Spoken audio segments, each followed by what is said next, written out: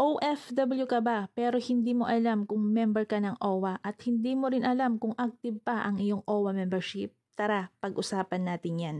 Mag-install lamang po kayo ng OWA mobile apps at mag-login po gamit ang inyong mga OFW e-card. Kung nakalimutan nyo po ang inyong account, meron po dyan verify your account. Kung nakalimutan nyo naman po ang inyong password, meron po dyan forgot password. So dahil nakalimutan po natin ang ating account, i-verify po natin ito. Hinihingi po dyan ang email address, last name, first name, middle name, cellphone number, at saka birth date. Click lamang po ang verify. May nakalagay po dyan, please check your email for your username and password. So, i-check po natin ang ating email kung nagbigay ba ng password at username si OWA. Paalala ko lamang guys, yung email address na ilalagay nyo po or ilalagin nyo po sa inyong OWA mobile apps, kailangan po ito ay nakaregister sa inyong mga e-registration. So maglalagin na tayo guys gamit ang binigay ni OWA na password at saka username. Ang username na binigay po niya ay makikita po sa inyong OFWE card. Nandito na po tayo sa dashboard ng ating OWA mobile app. So ititignan po natin kung active pa ba tayo o kailangan pa nating i-renew ang ating OWA membership.